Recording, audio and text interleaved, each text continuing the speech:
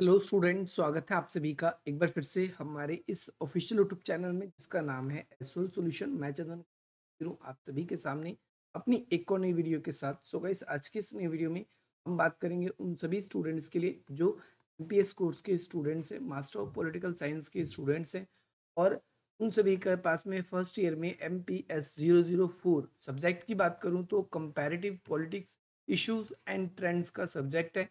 हिंदी में बात करें तो तुलनात्मक राजनीति मुद्दे और प्रवृत्ति का सब्जेक्ट है और वो 2024 में जून में एग्जाम देंगे। जून सेशन के स्टूडेंट्स हैं और 14 जून को ही उनका एग्जाम होने वाला है। तो आज की नई वीडियो उन सभी स्टूडेंट्स के लिए इम्पॉर्टेंट है जो इस दिन एग्जाम में अपियर होने वाले हैं।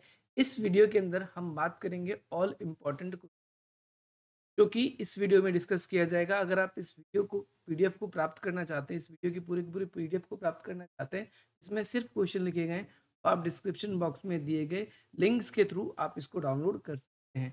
इसके साथ साथ जो भी इंपॉर्टेंट क्वेश्चन है इसमें आपको दो भाषाओं में मिलेगा, जिसमें एक हिंदी और एक इंग्लिश भाषा होगी।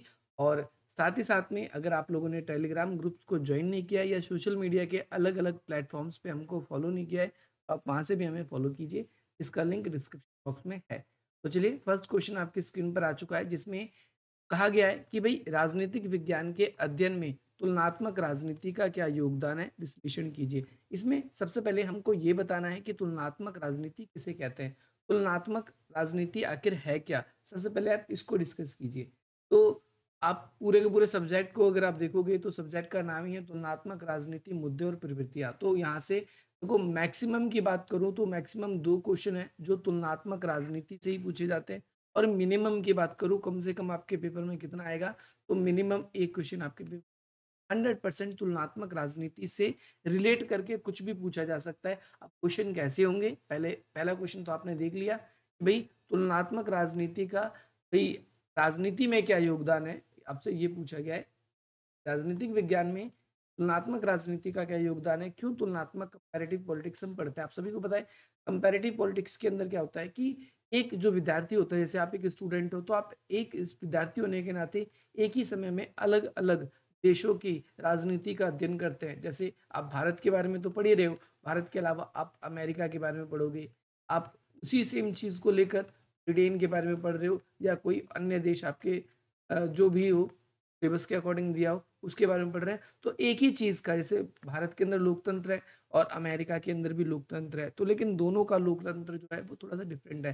तो इसका जब कंपैरिजन करते हैं तो इससे हमें क्या योगदान मिलता है या क्या फायदा होता है, तो आप ये कह सकते हो कि भाई तुलनात्मक राजनीति जब हम पढ़ते हैं तो हमें एक ही विषय के से रिलेटेड अलग अलग तथ्यों को जानने को मिलता है, तथा कितने प्रकार की चीजें होती है शासन में, किस किस तरीके की अलग अलग सत्ता द्वारा भूमिका निभाई जाती है, ये सारी की सारी चीजें हमें पता चल जाती है। अगर आप तुलनात्मक राजनीति का कोई भी क्वेश्चन अटेंड करना चाहते हो, आप चाहते हो कि कोई भी क्वेश्चन आए और मेरे से हो जाए, लेकिन मेरी अच्छी तैयारी नहीं है, तब भी मैं आपको कहूंगा आपको कुछ नहीं करना, हमें सिर्फ एक ही क्वेश्चन पढ़ना है, तुलनात्मक राजनीति हम क्यों पढ़ते हैं, तुलनात्मक राजनीति क्या होता है, सिर्फ इतना पढ़ लो। जितने भी क्वेश्चन तुलनात्मक राजनीति आप अपने दिमाग में इसको चेंज करके इसका उत्तर अच्छा लिख सकते हो। जैसे एक अगला क्वेश्चन आपके सामने आ चुका है, राजनीतिक विज्ञान में तुलनात्मक राजनीति के उद्भव और महत्व को बताइए। अब देखो, महत्व है, महत्व का मतलब होता है क्यों इंपॉर्टेंट है हमारे लिए और इसका उदय कैसे हुआ। तो भाई इसके उदय के बारे में थोड़ी सी हिस्ट्री बतानी होगी कि भाई तुलनात्मक राजनीति का जो अध्ययन की शुरुआत होती है वो सन 1800 से सन 1900 के बीच में।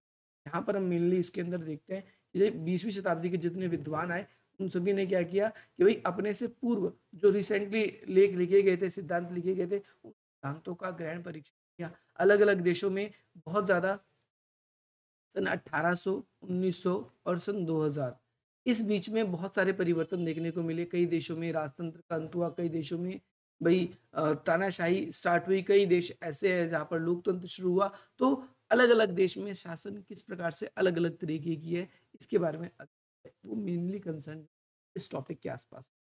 आप ये भी क्वेश्चन करके जाएंगे। अगला क्वेश्चन आप सभी के लिए है, डेविड ईस्टन के सामान्य व्यवस्था के सिद्धांत और इसकी वैचारिक संकल्पना के बारे में बताइए। तो मैंने ये वीडियो बना रखी है, अगर आप लोगों ने अब तक प्लेलिस्ट को नहीं देखा है तो मैं आप लोगों को कहूंगा कि आप अपना नोट्स को जरूर बनाए होंगे सभी बच्चे। अगर आप लोगों ने एक्सपोज दैट नोट्स नहीं बनाए, जो बच्चा पहली बार वीडियो, तो वो किसी भी टीचर की, चाहे मेरी या किसी भी टीचर की प्लेलिस्ट को देखना शुरू करें।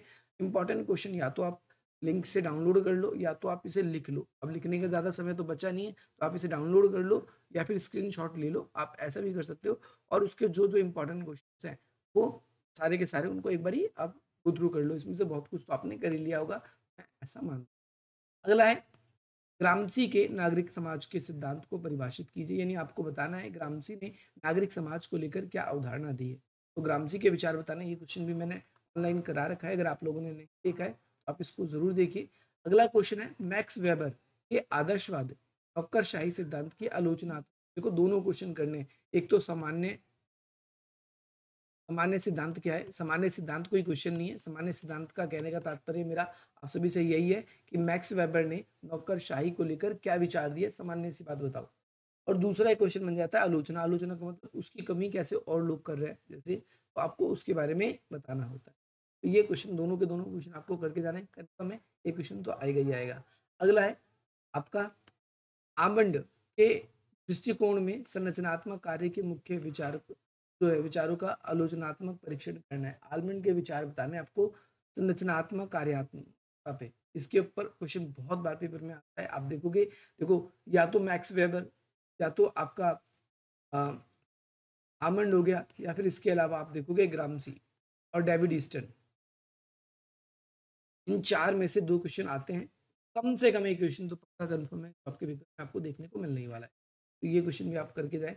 अगला क्वेश्चन ये पक्का क्वेश्चन है, इंपॉर्टेंट है, अलग अलग तरीके से पूछा जाता है। निर्जातीय, संजातीय या फिर अल्पसंख्यक ऐसे लिखा आ जाएगा, या ऐसे भी लिखा आ सकता है कि पिछड़ा पिछड़े जो लोग हैं वो, उनका पहली बात तो उनको आपको एक्सप्लेन करना है। निर्जातीय कौन लोग होते हैं? ये वो लोग होते हैं, एथिक्स मैंने इसको लेकर वीडियो बना रखी है, जो एक ट्राइब के रूप में होती है, जो सदियों से किसी एक निश्चित स्थान पर रह रहे होते, अपने कल्चर को फॉलो कर रहे होते, अपने भाषा को होते, तो ये निर्जातीय लोग कहलाते हैं। और ये बेसिकली विभिन्न समुदाय के मध्य में द्वंद्व क्यों चल रहा है? क्योंकि इनकी भाषा जो है वो खत्म होती जा रही है, इनकी पहचान जो है वो खत्म होती जा रही है। साथ ही साथ में जो है अब इनका जो अस्तित्व है, जो इनका कल्चर है, उसको बनाए रखने में को बहुत ज़्यादा दिक्कत हो रही है, सस्टेन करने में दिक्कत हो रही है। इस वजह से हम कह सकते हैं। ये वाला क्वेश्चन भी आपको करके जाना है। अगला क्वेश्चन है, क्वेश्चन नंबर 7 है। इसमें आपसे पूछा गया है निर्जातीय राष्ट्रवाद और राष्ट्रीय निर्माण के प्रभाव को बताइए। निर्जातीय राष्ट्रवाद, देखो निर्जातीय राष्ट्रवाद, राष्ट्रवाद दो तरीके का होता है। एक राष्ट्र की सुरक्षा करना, जैसे कि आज विकास को लेकर दुनिया कहती है, सरकारें कहती है हम राष्ट्रवादी है, हम देश का विकास चाहते हैं, हम देश का भला चाहते हैं। लेकिन निर्जातीय लोगों के लिए राष्ट्रवाद क्या है कि उनके जंगल, उनकी संस्कृति, उनका कल्चर, उनका पहनावा, उनकी वो सारी की सारी वैसी ही बनी रहे, वो उनके लिए राष्ट्रवाद है। और हमारे जो सरकार है उन लोगों का कहना है कि हम जो है वो पिछड़े रहेंगे, अगर हम अपने कल्चर को ही फॉलो करते रहेंगे तो हम पिछड़े रहेंगे। हमें नई तकनीकों को, नई डेवलपमेंट को क्या करना होगा? स्वीकार करना होगा। लेकिन एक्चुअल में निर्जातीय इससे अपोजिट समझते हैं, तो इसीलिए निर्जातीय राष्ट्रवाद यानी निर्जातीय जो अपोजिट समझते हैं उसके बारे में, और राष्ट्र निर्माण पर इसके प्रभाव बताना है। तो निर्जातियों का जो राष्ट्रवाद है वो काफी हद तक हम कह सकते हैं राष्ट्र के विकास में बाधा पहुंचता है, क्योंकि राष्ट्र के विकास जो है वो समग्र जाति, समग्र लोगों को एक जैसा वातावरण प्रदान करना है। जैसे फॉर एग्जांपल कई लोग ऐसे हैं जो प्राचीन काल में पहले शिक्षा नहीं लेते थे, अपनी भाषा को नहीं छोड़ना चाहते हैं, तो वो कभी भी देश के अंदर लिटरेट नहीं हो पाते, वो पढ़े लिख नहीं पाते। वो विकास जो ग्रामीण इलाका है वो उनका देहाती इलाका देहाती की तरह ही रहता है। तो हम ये कह सकते हैं कि ये प्रॉब्लम आ जाती है इसके अंदर। ये वाला क्वेश्चन है, निर्जातीयता को परिभाषित कीजिए, इसके लक्षण बताइए। एक क्वेश्चन कंफर्म है निर्जातीय को लेकर आना ही आना, तो आपको ये क्वेश्चन करके जाना है। अगला क्वेश्चन, क्वेश्चन नंबर 10 है। इसमें आपसे पूछा गया है राष्ट्रवाद के विभिन्न रूपों को इस पे निबंध लिखिए। इंपॉर्टेंट क्वेश्चन है, राष्ट्रवाद के कई रूप है। एक तो राष्ट्रवाद के बारे में कंफर्म क्वेश्चन आ ही रहा है पेपर में, आपको बता दूं। कई बार राष्ट्रवाद की, जैसे मैंने अलग से क्वेश्चन भी बनाया है, फांसीवादी अवधारणा के बारे में क्वेश्चन स्पेसिफिकली इस पे भी बन रहा है, तो आप ये वाला क्वेश्चन एक बार अलग से देखना। वैसे मैंने बनाया है आगे, तो आप चिंता नहीं करो। अगला क्या है, संविधानवाद क्या है, इसको लेकर भी मैंने वीडियो बना रखी है।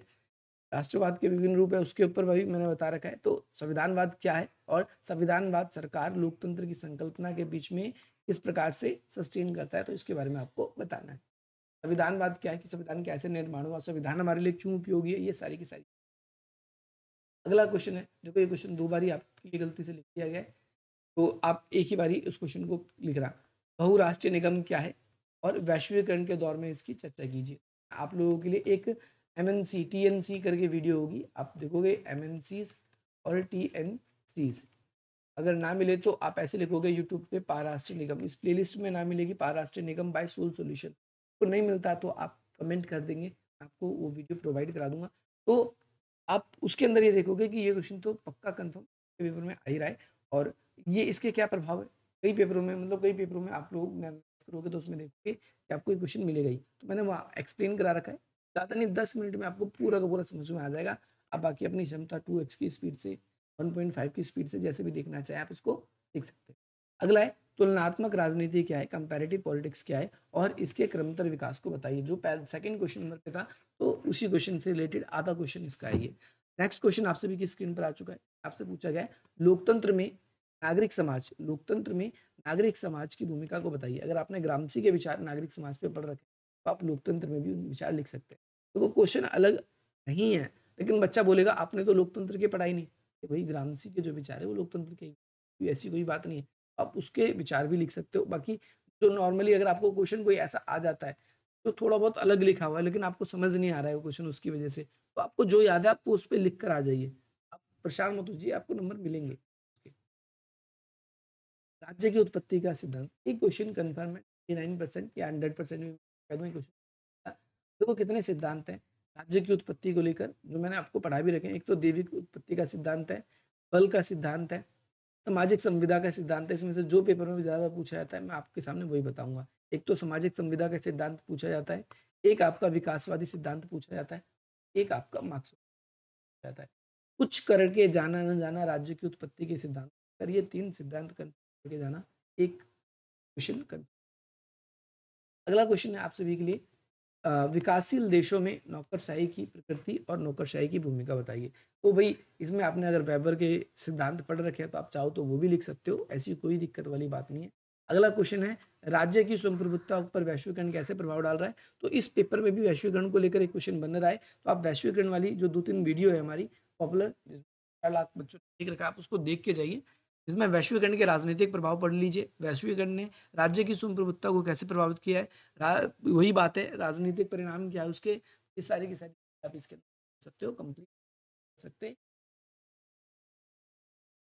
नेक्स्ट क्वेश्चन है आप सभी के लिए क्वेश्चन नंबर 18। क्वेश्चन नंबर 18 के अंदर आपको क्या पूछा गया, बाद में सीधा 18 है ये भाई। बहुसंस्कृतिवाद क्या है। बहुसंस्कृतिवाद का मतलब क्या है कि किसी एक पर्टिकुलर स्थान पर ही बहुत अलग अलग तरह के जो संस्कृति है वो निवास करने लगती है, तो वहाँ पर बहुसंस्कृति की विशेषता क्या है ये आपको बतानी है। बहुत आसान क्वेश्चन, आप ये खुद भी कर सकते हो, बाकी हमने इसकी वीडियो भी अपलोड कर रखी है। अगला, नौकरशाही की मैक्स वेबर का सिद्धांत महत्वपूर्ण क्यों माना जाता है। देखो सेम क्वेश्चन है, महत्वपूर्ण क्यों माना जाता है क्योंकि आपको पता है नौकरशाही को अच्छे तरीके से एक्सप्लेन किया है मैक्स वेबर जी ने, इनसे पहले किसी ने इतने अच्छे से एक्सप्लेन नहीं किया था, इसीलिए इंपॉर्टेंट माना, को ये याद रखना है। अगला क्वेश्चन है क्वेश्चन नंबर 20 है, इसमें आपसे पूछा गया है राष्ट्रवाद की फांसीवादी दृष्टिकोण विशेषता बताइए। मैंने बताया था राष्ट्रवाद के अलग अलग दृष्टिकोण है, उसमें फांसीवाद के बारे में पूछ रहा है स्पेसिफिक, तो यहाँ पर स्पेसिफिक क्वेश्चन आप लोगों के लिए बना दिया गया है। ये क्वेश्चन करके जाना है, मैक्स वेबर वाला भी आपको पक्का करके जाना है, इसकी आलोचना भी पक्का करके जानी है। भाई ये क्वेश्चन क्या है कि भाई उसमें पेन खत्म हो गया तो लिखते लिखते इसके इंग्लिश में लिखना भूल गया हूँ, और मैंने जब PDF बना लिया, जब वीडियो रिकॉर्डिंग स्टार्ट कर दी तो याद आया, तो आप इसको खुद लिख लेंगे। जो भी दोस्त है ना आए तो आप कमेंट कर देना, तो फिर आपके लिए इंग्लिश में भी लिख दूंगा, बाकी ये हिंदी में ही है, आप इसके लिए परेशान मत हो। तो भाई है क्या कंसोलियस, कंसोलियस नॉलिज्म क्या है, कंसोलियस नॉलिज्म क्या है, और ये बहुनिर्जातीय समाज में इसकी क्या भूमिका है। भाई बहुनिर्जातीय समाज का मतलब क्या होता है कि एक ऐसा समाज जिसमें बहुत सारी अलग अलग तरीके से एथिक्स रहती है, जैसे नॉर्थ ईस्ट की तरफ रहती है हमारे, अलग अलग तरह की जाति के लोग रहते हैं, तो उनकी क्या भूमिका है उसके बारे में आपसे पूछता है। निर्जातीय को लेकर एक क्वेश्चन पक्का बन रहा है, तो निर्जातीयता की भूमिका, निर्जातीय क्या करते हैं, निर्जातीय क्यों खास मानी जाती है, ये चीज तो आप पढ़ के ही जाओ, क्योंकि एक क्वेश्चन आपके पेपर में तो लग रहा है कि पक्का देख के यही वाला है आप।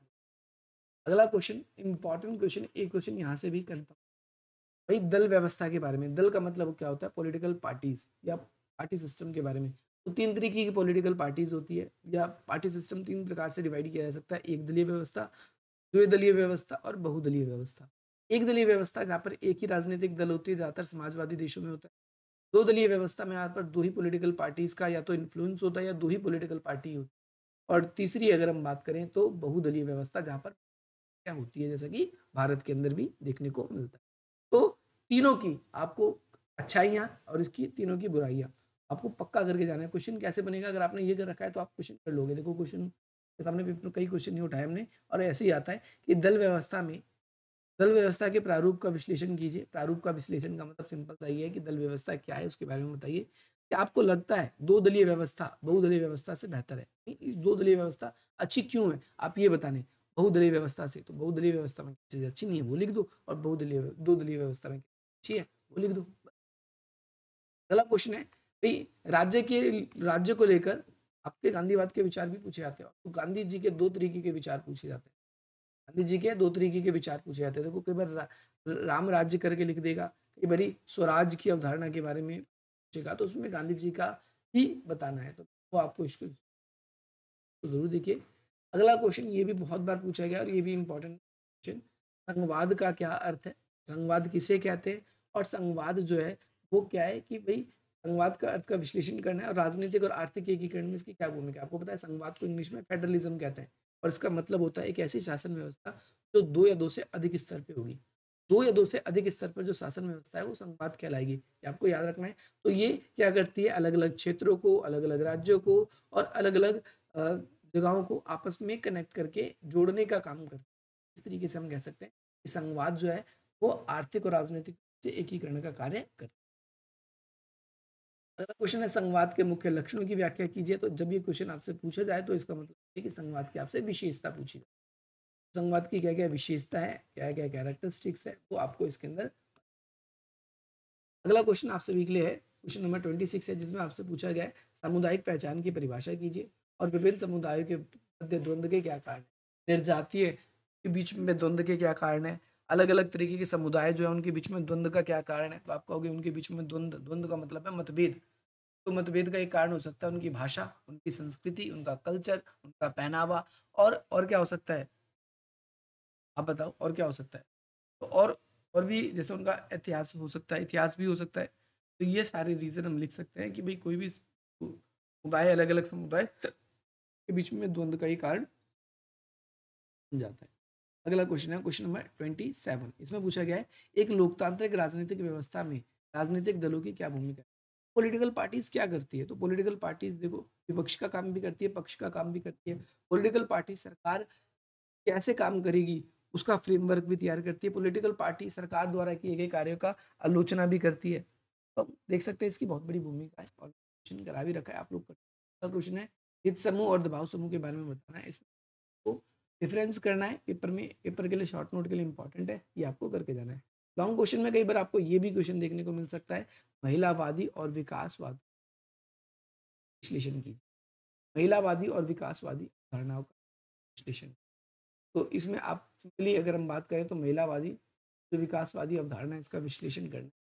मैं आपको बताना है विकास होने से महिलाओं पर क्या क्या प्रभाव पड़ा है। महिलाओं का जीवन स्तर अच्छा हुआ है, महिलाओं को एजुकेशन सेक्टर में अच्छा हुआ है, महिलाओं को जॉब सेक्टर में अच्छा हुआ है, और इसका बुरा प्रभाव भी है कहीं ना कहीं। महिलाएं आज भी घर का काम करती है, बाहर का काम करती है। इस क्वेश्चन को करने के लिए मैं आपको रिकमेंड करूंगा, एक हमारी वीडियो है परितसत्ता। परितसत्ता मतलब पुरुषों का वर्चस्व। वो वाली वीडियो आप देखिए, आप महिला और विकास को लेकर कुछ क्वेश्चन आपके मन में आएंगे पेपर में या आ सकते हैं, तो आप तो डेफिनेटली कर लोगे। अगला क्वेश्चन है क्वेश्चन नंबर 30 है, जिसमें आपसे पर्यावरण और विकास के प्रमुख मुद्दों की समझ। तो पर्यावरण क्यों खराब हो रहा है, जैसे पर्यावरण में क्या क्या प्रॉब्लम हो रही है, वनों की कटाई हो रही है, ग्लोबल वार्मिंग बढ़ रहा है, ग्लोबल वार्मिंग के साथ में ग्रीन हाउस गैसों का उत्सर्जन बढ़ रहा है। तो ये सारी की सारी चीज के अंदर आप मेंशन कर सकते हो।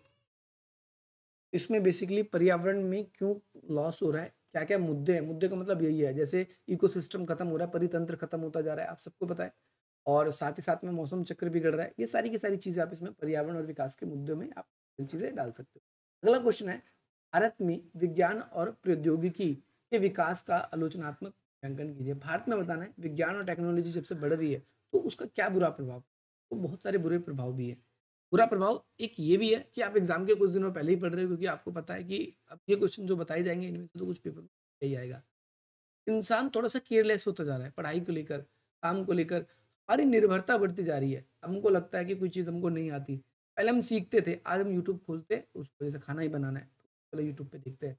आज हमको जैसे कोई घर में कोई चीज़ खराबी होगी उसको ठीक करना है तो उसको फिर हम यूट्यूब पे देखते हैं। तो यहाँ पर तो फ़ायदा भी है और नुकसान भी है। हमने हमारी निर्भरता भी बढ़ती जा रही है और हमारा भाई काम भी हो जा रहा है, ऐसे भी हो रहा है। तो हर चीज़ के 2 पहलू होते हैं।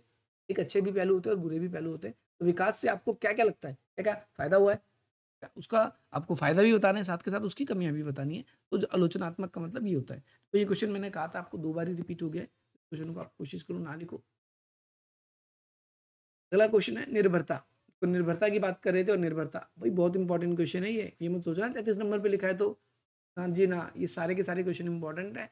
बस जो पहले मेरे को लगे कि भई ये इंपॉर्टेंट है, तो इंपॉर्टेंट है, इंपॉर्टेंट है। पहले चैप्टर से मैंने करना शुरू किया है और बीच में वो क्वेश्चन पेपर का एनालिसिस करते-करते तो ये भी शॉर्ट नोट के लिए और लॉन्ग क्वेश्चन के लिए दोनों के लिए इंपॉर्टेंट है। पक्का करके जाना भाई। ये मत सोचना कि 33 नंबर पे है तो 33 का कोई मतलब नहीं है इस जगह पर। तो ये क्वेश्चन फिर रिपीट हो गया, ये वाला क्वेश्चन भी मैंने आप लोगों के लिए करवा रखा है। अब इसमें परेशान मत होना। अगला क्या है, एक की शॉर्ट नोट में भी आ सकता है और लॉन्ग में भी। राजनीति में सेना की क्या भूमिका है? आप वर्णन कीजिए। भाई जिन देशों में लोकतंत्र बहुत कमज़ोर होता है, वहाँ की जो राजनीति में सेना का बहुत महत्वपूर्ण भूमिका होती है, जैसे कि पाकिस्तान में होता है।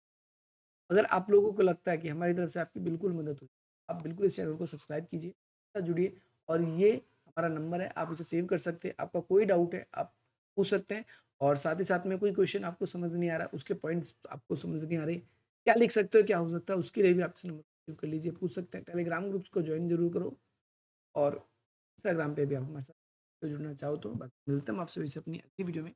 जय हिंद, जय